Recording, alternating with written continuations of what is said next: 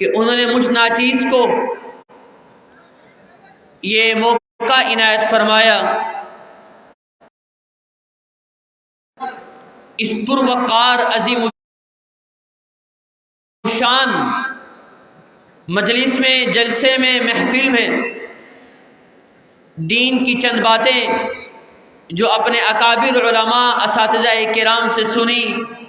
بطور سبق کے آپ کے سامنے پیش کروں، عمل کرنے کی توفیق نصیب فرمائیں۔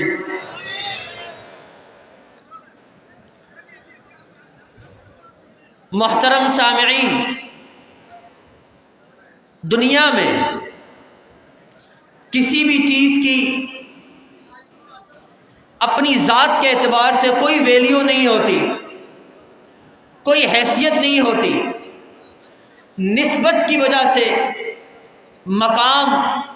مرتبہ، عظمت، شان، بلندیاں مل جایا کرتی ہیں۔ جتنی نسبت اعلیٰ ہوگی، جتنی نسبت بلند ہوگی،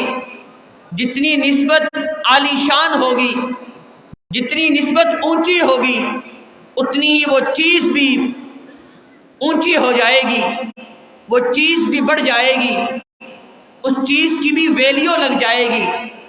میں چند مثالوں سے اس بات کو آپ کے سامنے پیش کرتا ہوں۔ یہاں بنگلہ دیش میں آپ کے کسی دوست نے، بھائی نے بہترین گھر بنایا اور آپ کو دعوت دی کہ میرے گھر تشریف لائیے اور کھانا کھائیے اور میرا گھر دیکھیے، میں نے بہت پیسہ لگایا ہے۔ آپ اس کے گھر چلے گئے، اس نے اپنا گھر دکھایا، دکھاتے دکھاتے آپ کو بیت الخلاء لے گیا، ٹوائلٹ لے گیا، واش روم اور باتھ روم دکھانے لگا اور کہنے لگا بھیا میں نے یہ باتھ روم میں جو ٹائل لگائی ہے، جو فرش لگایا ہے، یہ اٹیلین ہے، یہ اسپینش ہے، یہ ٹرکش ہے، ترکی سے ٹائل منگوائی ہے، اسپین سے ٹائل منگوائی ہے، 2 ملین ٹکا کی آئی ہے، 30 لاکھ ٹکا کی آئی ہے، 40 لاکھ ٹکا اس پر خرچ ہوا ہے۔ اس لیے میری آپ سے درخواست ہے کہ آپ جوتی اتاریں اور پھر بیت الخلاء میں داخل ہو جائیں اور بیت الخلاء میں چلے جائیں۔ تو آپ ان سے کہیں گے بھیا 3 ملین تو کیا، 40 لاکھ ٹکا تو کیا، آپ 2 کروڑ ٹکا بھی اگر بیت الخلاء کی ٹائل پہ لگاؤ گے تو میں جوتی پہن کر جاؤں گا، اگرچہ میری جوتی 50 ٹکے کی ہے، 60 ٹکے کی ہے، 100 ٹکے کی ہے، لیکن میں جوتی اتار کر آپ کے بیت الخلاء میں نہیں جاؤں گا، بلکہ جوتی پہن کر جاؤں گا، کیونکہ یہ گندگی کی جگہ ہے، یہاں چھینٹے آ سکتے ہیں، نجاست لگ سکتی ہے۔ میں جوتے اتار کر نہیں بلکہ جوتے پہن کر جاؤں گا۔ آپ اسی طرح چلتے جائیے، آپ بابو نگر بنگلہ دیش کے کسی گاؤں میں چلے جائیں، دیہات میں چلے جائیں، قصبے کی کچی مسجد میں چلے جائیں اور آپ کے پاؤں میں 2 لاکھ ٹکے کی جوتی ہو، برانڈڈ جوتی ہو، آپ نے پیرس سے منگوائی ہو، فرانس سے منگوائی ہو، امریکہ سے منگوائی ہو، آپ وہ جوتی پہن کر کسی گاؤں کی کچی مسجد میں جائیں، کچا فرش جس پر چٹائی بھی نہیں ہے، جس پر سنگ مرمر بھی نہیں ہے، کچا فرش ہے، لیکن آپ اپنے پاؤں کی 2 لاکھ ٹکے کی جوتی اتار لیں گے اور ہاتھ میں پکڑ لیں گے کہ اس فرش کی نسبت اللہ تعالیٰ کے ساتھ ہے۔ یہاں جوتی پہن کر نہیں بلکہ جوتی اتار کر جایا جائے گا۔ تو معلوم ہوا کہ نسبت جتنی اونچی ہوگی اتنا مقام بھی اونچا ہو جائے گا، اور اگر نسبت نہیں تو پھر کچھ بھی نہیں ہے۔ ایک اور مثال سے سمجھیے، آپ کے گھر میں ایک گتا ہے، بچے اس کو اٹھا کر ہوا میں پھینکتے ہیں، پاؤں سے کھیلتے ہیں، کچھ دنوں کے بعد اسی گتے کو اٹھا کر قرآن کریم کے مقدس اوراق کے ساتھ سیدھے جنگ کر دیں، پیوست کر دیں۔ اب آپ کسی بھی امام، خطیب، مفتی صاحب کے پاس جائیں اور ان سے سوال کریں کہ ہمارے گھر میں یہ گتا تھا، بچے اٹھا کر اس کو پھینکتے تھے، پاؤں سے کھیلتے تھے، اب یہ گتا قرآن کریم کے ساتھ پیوست کر دیا گیا ہے، قرآن کریم کے ساتھ جوڑ دیا گیا ہے، قرآن کریم کے ساتھ سی دیا گیا ہے، جلد کر دی گئی ہے، کیا اب بھی اس گتے کو اٹھا کر پھینک سکتے ہیں؟ اس کو پاؤں سے کھیل سکتے ہیں؟ تو وہ عالم دین امام خطیب مفتی صاحب جواب میں ارشاد فرمائیں گے کہ اس کو اٹھا کر پھینکنا تو دور کی بات ہے، اس کو اب بغیر وضو کے ہاتھ بھی نہیں لگا سکتے۔ لا یمسہ الا المطہرون۔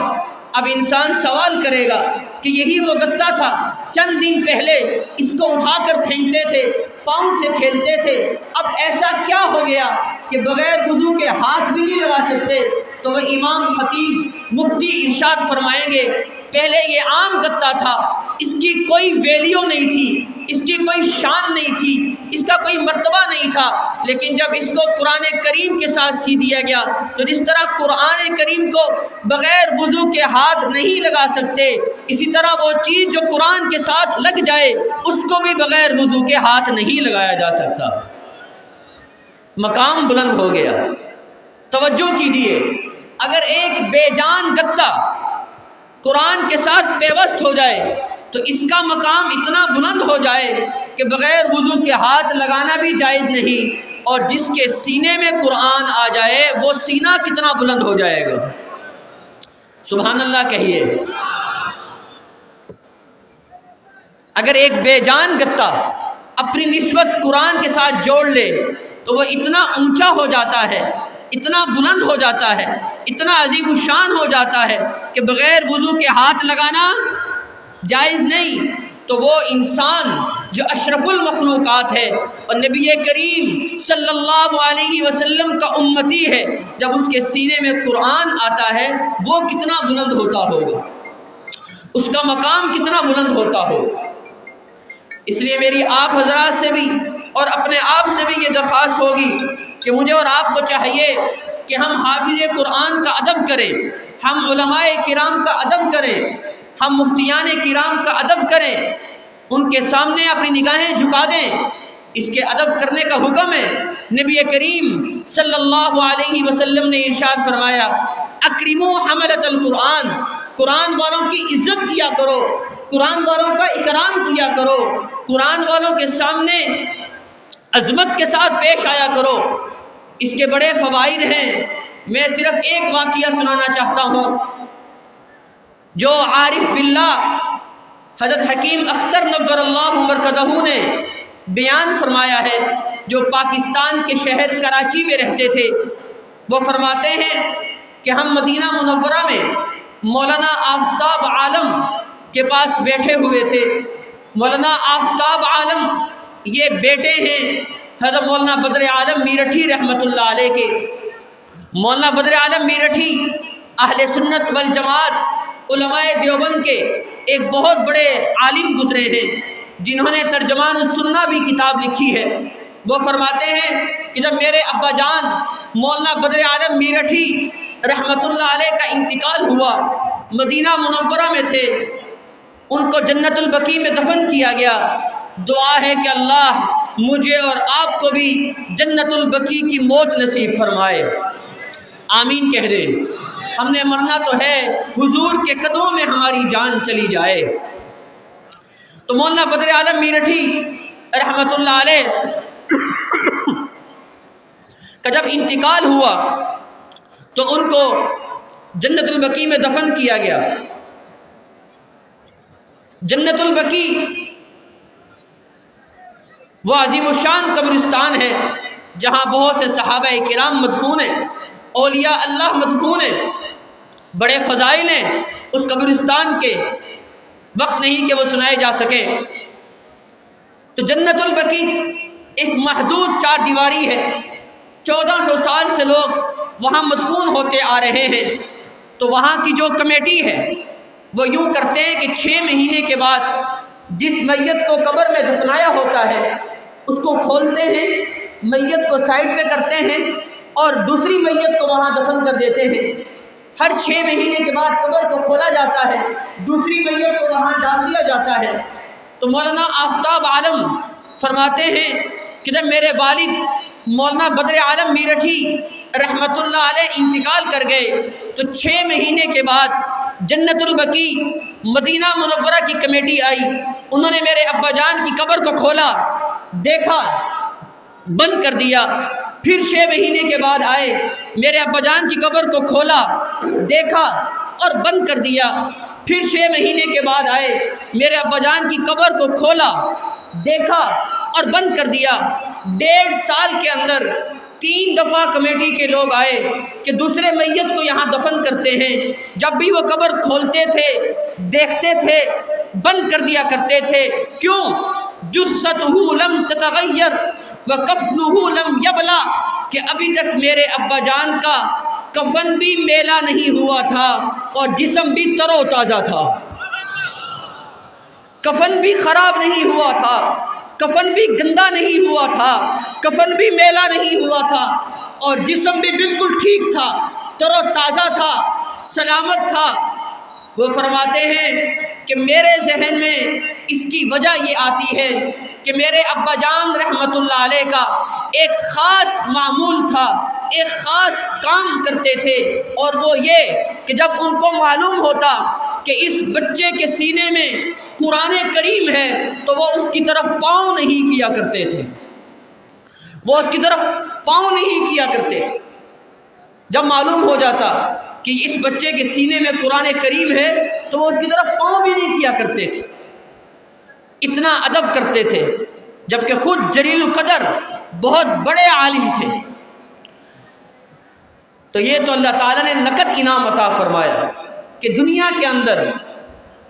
قبر کی مٹی کو فرما دیا خبردار اس عالم دین کی جسم کو نہیں چھونا۔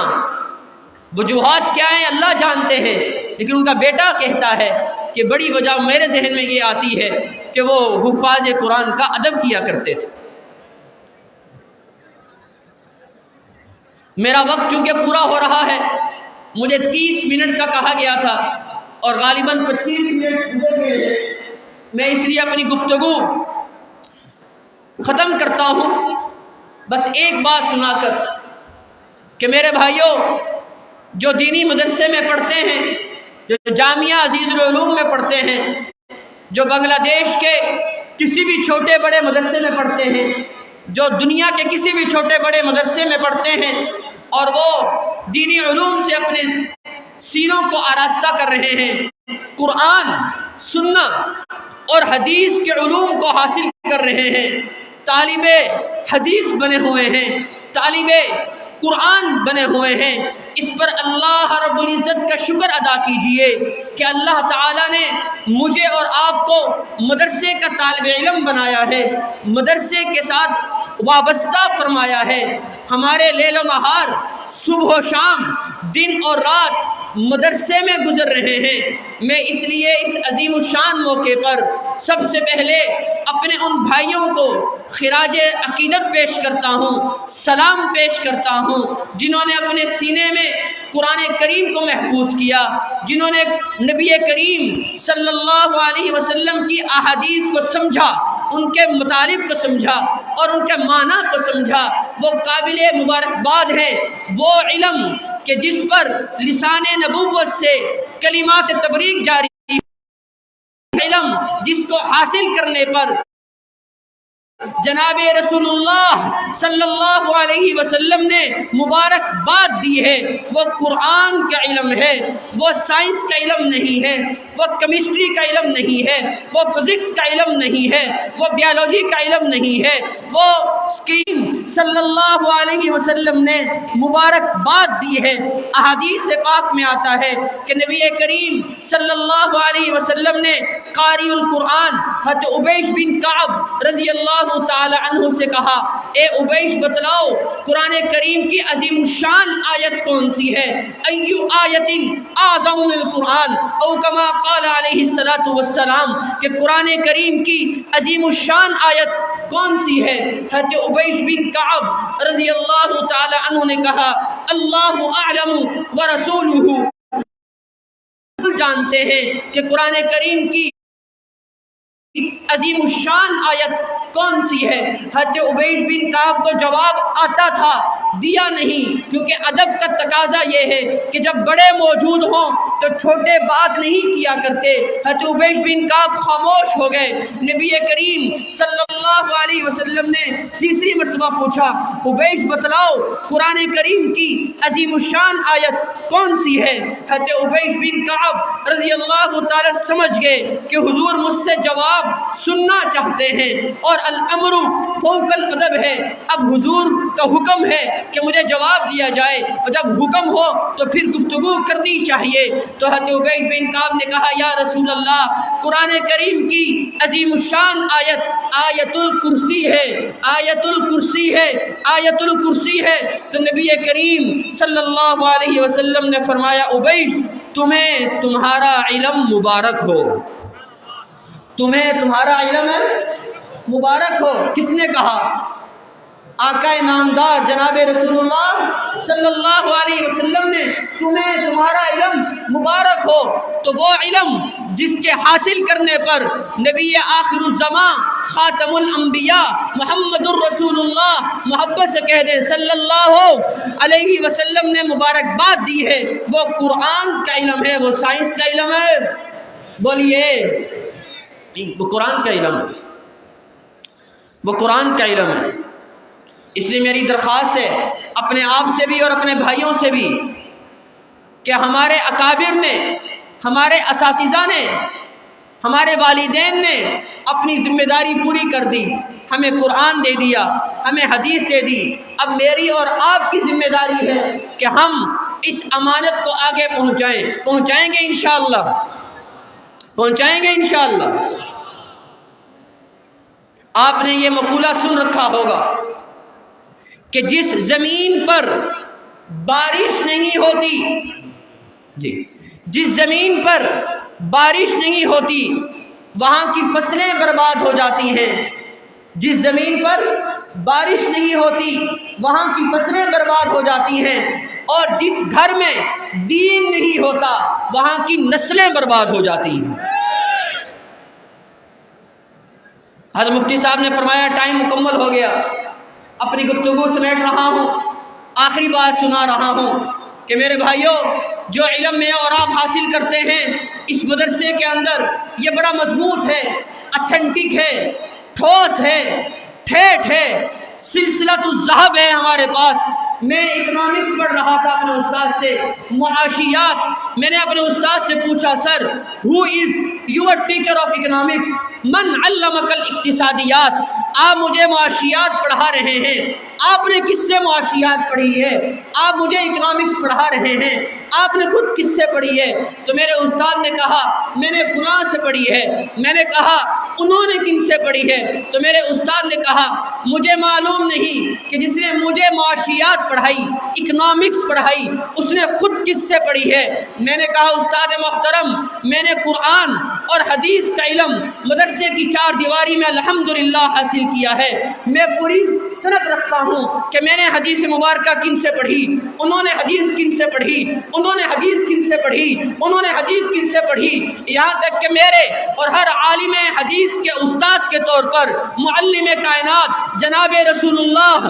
صلی اللہ علیہ وسلم کا نام نامی بطور ٹیچر اور معلم کیا آتا ہے۔ مدارس میں سند پڑھائی جاتی ہے۔ میں نے حدیث مبارکہ پڑھی اپنے والد محترم استاد محترم مولانا حنیف جالندھری دامت برکات ملالیہ سے، انہوں نے حدیث مبارکہ پڑھی، اور میں نے حدیث مبارکہ پڑھی اپنے والد محترم مولانا حنیف جالندھری اور شیخ الحدیث مولانا محمد صدیق نور اللہ مرکزہ سے، انہوں نے حدیث مبارکہ پڑھی۔ میرے جد اعلیٰ بانی خیر المدارس وفاق المدارس استاد العلماء مولانا خیر محمد جالندھری رحمۃ اللہ علیہ سے، انہوں نے حدیث مبارکہ پڑھی۔ محدث العصر علامہ انور شاہ کشمیری رحمۃ اللہ علیہ سے، انہوں نے حدیث مبارکہ پڑھی شیخ الہند مولانا محمود حسن دیوبندی نور اللہ مرکزہ سے، انہوں نے حدیث مبارکہ پڑھی قاسم العلوم والخیرات بانی دارالعلوم دیوبند مولانا قاسم نانوتوی مولانا رشید احمد گنگوہی نور اللہ مرکزہ سے، ان دونوں حضرات نے حدیث مبارکہ پڑھی شاہ اسحاق سے، انہوں نے پڑھی شاہ عبدالغنی سے، انہوں نے پڑھی شاہ عبدالعزیز سے، انہوں نے حدیث مبارکہ پڑھی اپنے والد محترم محدث دہلوی شاہ ولی اللہ رحمۃ اللہ علیہ سے، انہوں نے حدیث مبارکہ پڑھی ابو طاہر المدنی سے، انہوں نے حدیث مبارکہ پڑھی ابراہیم الکردی سے، انہوں نے پڑھی احمد القشاشی سے، انہوں نے پڑھی ابو مواہب الشناوی سے، انہوں نے پڑھی محمد بن احمد الرملسی سے، انہوں نے پڑھی ابو یحییٰ انصاری سے، انہوں نے پڑھی ابن حجر اسقلانی سے، انہوں نے پڑھی ابراہیم بن احمد التنوخی سے، انہوں نے پڑھی احمد بن ابو طالب الحجار سے، انہوں نے پڑھی حسین بن مبارک الزبیدی سے، انہوں نے پڑھی عبد الاول بن عیسیٰ الحربی سے، انہوں نے پڑھی عبد الرحمن بن مظفر الدودی سے، انہوں نے پڑھی عبداللہ بن احمد سرخسی سے، انہوں نے حدیث مبارکہ پڑھی محمد بن یوسف الفربری سے، اور انہوں نے حدیث مبارکہ پڑھی امیر المؤمنین فی الحدیث محمد بن اسماعیل البخاری سے، امام بخاری نے حدیث پڑھی حمیدی سے، حمیدی نے پڑھی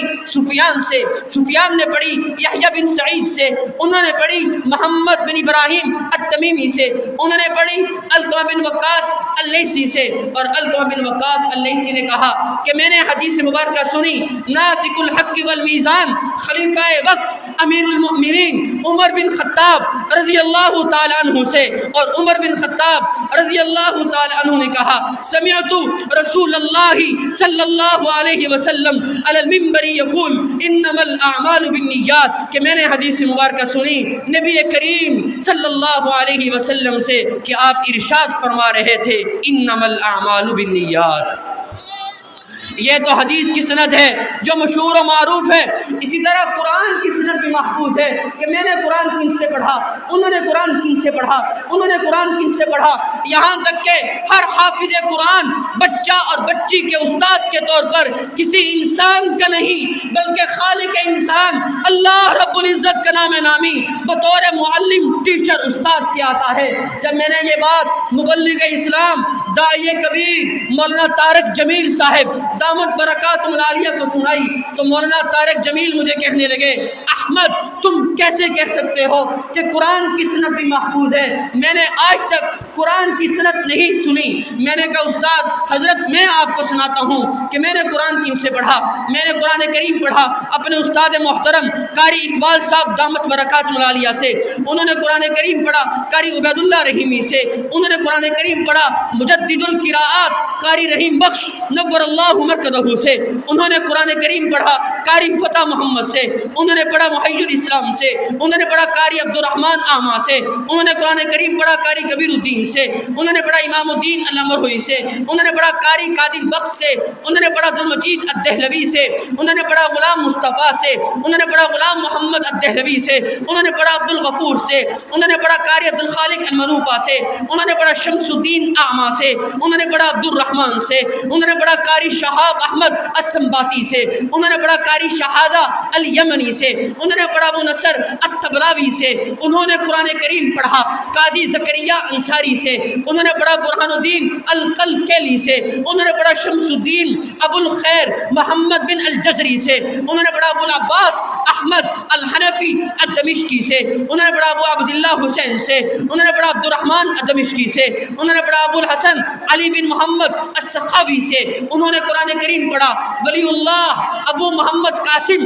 الشاطبی سے، انہوں نے پڑھا ابو الحسن علی بن حزیل سے، انہوں نے پڑھا ابو داؤد سلیمان بن خلف سے، انہوں نے پڑھا ابو عمر عثمان بن سعید الدانی سے، انہوں نے پڑھا ابو الحسن طاہر بن غلبون سے، انہوں نے پڑھا ابو الحسن علی بن محمد الہاشمی سے، انہوں نے پڑھا ابو العباس احمد الاشنائی سے، انہوں نے پڑھا ابو محمد عبید بن صباح سے، اور انہوں نے قرآن کریم پڑھا سید الطائفہ ابو عمر حفص الکوفی سے، انہوں نے پڑھا امام عاصم کوفی سے، انہوں نے پڑھا شیخ سعد بن الیاس سے، اور سعد بن الیاس نے قرآن کریم پڑھا عثمان بن عفان علی بن ابی طالب زید بن ثابت عبیش بن کعب عبداللہ بن مسعود رضوان اللہ تعالی علیہم اجمعین سے، اور ان پانچوں صحابہ کرام نے قرآن پڑھا سمجھا سیکھا۔ صاحب قرآن جناب رسول اللہ صلی اللہ اللہ علیہ وسلم سے، اور جناب رسول اللہ نے قرآن کریم لیا سید الملائکہ جبرائیل امین علیہ السلام سے،